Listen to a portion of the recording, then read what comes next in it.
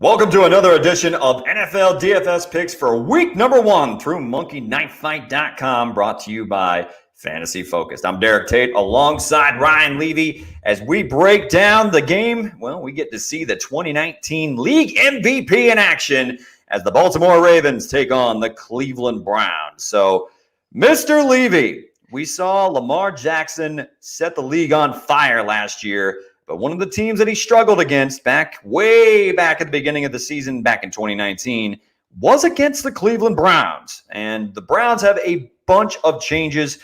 We've seen Kevin Stefanski as the new head coach. You know, they added 2 very, very quality offensive tackles in the offseason.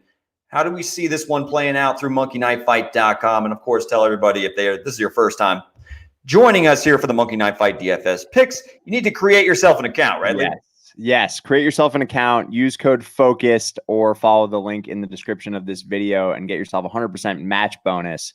Deposit 50, you're getting 50, so you're playing with $100. You're starting ahead, so that's what's up. And I prefer this platform over FanDuel or DraftKings. I couldn't even think of the name. I'm so entrenched in Monkey Knife Fight these days because it's in our blood, it's in our DNA. I like playing against the house more than I like playing against a bunch of, fantasy sharks out there. And if you get 2 out of 2, you can get 3x your buy-in. So for me, it's a no-brainer. It's player prop focused. But in this contest, there are several that I like this week. It's a little bit dangerous. They offer so many different options. So there's something for everyone. You can go fantasy points or you can go yardage, all that good stuff. Yeah, touchdown contest, all of it. But for week 1, this is the one that caught my eye immediately. So you're looking at 2 out of 2 to get 3x your buy-in, and it's Nick Chubb versus Lamar Jackson, and it's pure rushing yards here. So for Chubb, we've got it set at 75.5.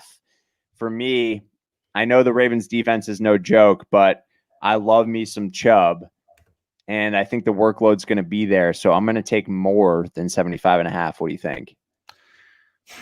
I look back to when Kareem Hunt joined the team.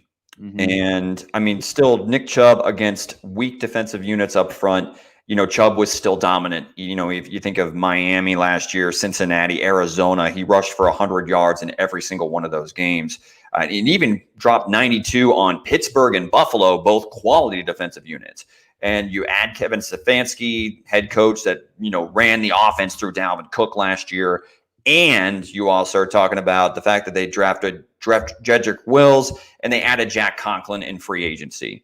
So but he did struggle against the Baltimore Ravens. That's one of the very few games where he struggled down the stretch.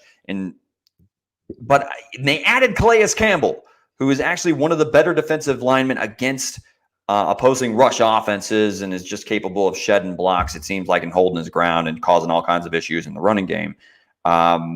But that being said, this team wants to run the football. Chubb is the primary ball carrier. I will go over on the 75.5 yards. It's just a little high against a defense that I expect to be pretty decent, pretty formidable against opposing rushing attacks.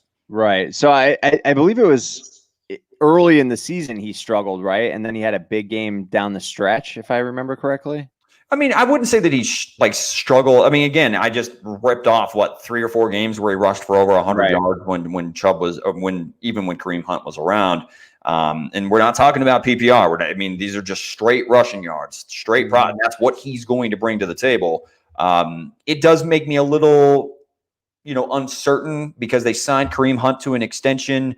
What are their plans as far as how they're going to deploy the backfield touches, carries, etc. But last year Kareem Hunt was still there the final 8 games, and Chubb was still the primary ball carrier. So for pure rushing, I'm going to go more on that total. All right, fair enough. And then Lamar Jackson obviously dominated on the ground last year. He's just an absolute beast of a fantasy player. Do we see that continue in 2020 on the ground? If he's healthy, I don't see how it doesn't continue.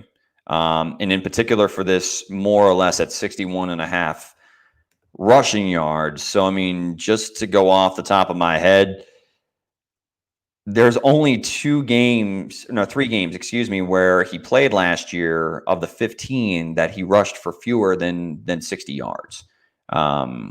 So yeah, dude, I'm gonna hit that over all day. Yeah, I mean this contest stood out to me immediately, so I'm in agreement there. I'm gonna take more for sure.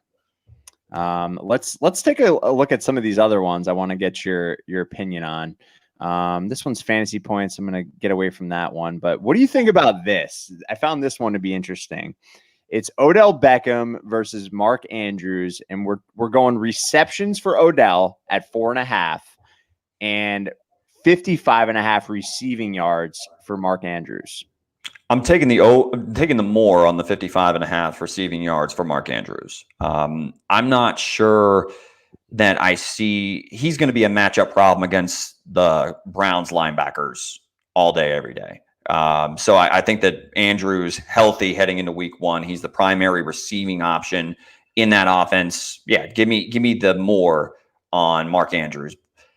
Odell Beckham is a nightmare to figure out because could easily Odell drop 7 receptions for 120 yards on any defense in the league? Of course he could. Right. If Jarvis Landry is healthy, which he's already kind of come out and said that he's going to be available for week 1, but his involvement in the game is more so going to be, kind of game scripted because he's obviously recovering from a hip injury. I mean, Odell, I'll take the more on 4.5 receptions. I think he is just going to be the primary target. I know Austin Hooper's there. I know Jarvis Landry's there. I know Kareem Hunt's coming out of the backfield. Right. So, I mean, those things make me want to go less, but I just have a hard time thinking that Odell, heading into the year healthy, off of a bad season and a lot of people being very critical of his play, doesn't come out and at least have a respectable game in week 1.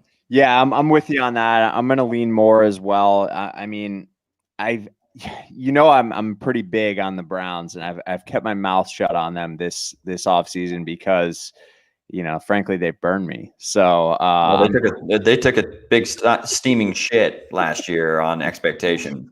So part of me is like, they're coming out week 1, obviously a tough matchup, 7-point underdogs. It's not ideal, but part of me is like, Baker's got a chip on his shoulder. We got a new coaching system and all that good stuff.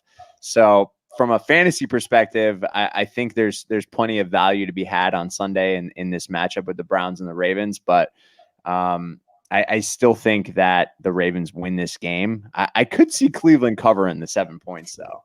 Yeah, the only tricky thing is when it comes to Odell, man, even though I expect a mild bounce back year for Odell, I'm not going to lie. Like, he struggled last year against the Ravens. Like, he didn't catch more than 4 passes in either of the matchups from previous season, and they've still got a very formidable secondary, even without Earl Thomas. That one doesn't make me feel good, but I don't think Odell is going to start the year with a stinker because people are going to start to pile on him really quick for what they gave up to acquire Odell to add to him and Baker Mayfield and the rest of the offense. Absolutely. All right, so let's give the people what they want here and go with the 35x your buy-in. Let's do it, baby. You put down 2 and you win 70. All you got to do is get 6 out of 6. I know it sounds easy, but it's not easy. So be cautious here. But we're doing one of these for every game, so we're gonna hit them. We're gonna be net positive here, Tater. I agree. So let's take a look at it though. I mean, we're talking Baker. We'll start with the quarterbacks. Baker Mayfield, 249.5 passing yards. Do you got more or less? I mean, again, we're taking a look at, if you take a look at what Baker Mayfield did last year against the Baltimore Ravens, I mean, does any of it make you feel good? But no. I mean, a new offensive system that's predicated around running the football, I don't, my initial gut feeling is that I don't think he tops 250 in this game. Right. I'm with you on that for sure. My only concern about leaning less here is game script, right? If Baltimore gets out to a big lead here and Cleveland's playing from behind, I think you could easily surpass that and have a good fantasy day. But I do think it's going to be pretty close because we know Stefanski likes to run the ball and they've got 2 talented running backs in Cleveland. So I think this game is going to be closer than a lot of people think it will be. As long as Cleveland can effectively run the ball. So I'm gonna take less here. Okay. Yeah. I mean, the 2-game sample size, it's like night and day between Baker Mayfield. You know, in the earlier tilt in the regular season, Baker dropped like 340 yards passing. And then in the second one, he didn't even top 200. Right. So it kind of makes sense that the line's right in the middle. But I'm going less. That offensive scheme should favor running the football as opposed to Baker to having to air it out. All right. What do you think about Lamar, 224.5? See, give me the more on Lamar Jackson going over. 224. I mean, I get that this team last season was just absolutely bonkers when it came to running the football. They averaged over 200 yards on the ground per game last year. But I do see Lamar being able to top that amount. I mean, he went 238 and 247 last year against this Browns defense. So, I mean, both games he hit the over on that mark. So give me the more on Lamar Jackson. All right, fair enough. So we got Nick Chubb. We already said earlier, more than 75.5. So I'm going to keep that the same. I do kind of want to fade Jarvis Landry at 4.5 receptions. What do you think about that? That's fine. I mean, his hip injury, you know, that he's been dealing with all offseason. It's not the Jarvis Landry that we know that is a target hog. We don't know yet. So if I don't know, I'm going to always lean the less unless it's just absurdly low. If it was like 1.5 receptions, I would say more, but you know, right. I'm going to go less with Jarvis Landry. That one could come back to bite me, but you know, again, his offseason injury is why I'm fading him in week 1. Right. I could see a 3 for 27 performance in week 1 as they ease him back in. You know what I mean? Something like that. But I mean, it's, you know, Jarvis Landry can also drop 9 receptions for 50 yards or something right. Crazy like that. But I'm fading Jarvis Landry in this game. Yeah, and I'm a big Landry fan too, so I hate to do it, but I'm purposely leaving Odell Beckham as our last choice here because I think it's kind of a hard play. But Hollywood Brown, 55.5 receiving yards. Yeah, I want to smash more all day. I feel good about that. Marquise Hollywood Brown, if you remember how he started last season when he was healthy, he was coming off of a Liz Frank injury heading into the National Football League and you know, burst onto the scene against the Miami Dolphins. So yeah, give me Hollywood Brown healthy. You know, I mean, I'm not saying the secondary is necessarily the easiest matchup, but I'm still high that Hollywood Brown is going to be the go-to outside target for Lamar Jackson. All right, fair enough. So what do we do with Odell Beckham? I wish this was receptions in comparison to yardage, but they've got the yardage total set at 65.5. This is tough, man. I don't like this. It doesn't give me the warm and fuzzies. It doesn't give me the warm and fuzzies, but I will say if we're going to be consistent, you know, and we think that he's going to have, you know, 5 receptions or something of that nature, 5, 6, somewhere in that ballpark, then give me the more. I mean, I don't think he's just going to sit there and catch 3-yard slants the entire night. Right.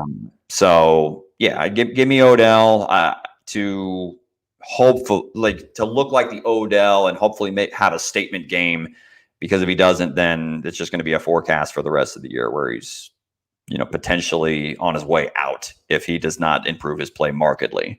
So yeah, I'm with you on that play for sure. I mean, if we're going to fade Landry and we think Odell is going to have, you know, 5 or 6 catches, right, then in a way we almost have to, right? So I could see him getting 70 to 80 yards through the air. So I'm on board with that. Any additional thoughts on this game before we wrap it up? No, I mean, I'm just excited to see Lamar Jackson heading into his 3rd year and how he hopefully builds on what he did to set the league on fire last year. I mean, I just expect huge things from Lamar Jackson, and you know, I hope he is the most entertaining player in the league to watch outside of maybe Patrick Mahomes.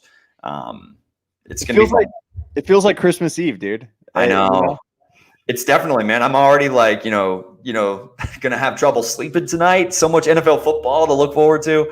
But yeah, so I mean, if this is if this is your first time coming across the channel, we're actually going to be going live tomorrow at 10:30 Eastern Standard Time till about noon, maybe 12:30, depending on how many questions we have. We're taking all of your fantasy football questions, so feel free to join us. We're going to be live on YouTube, Twitter, etc.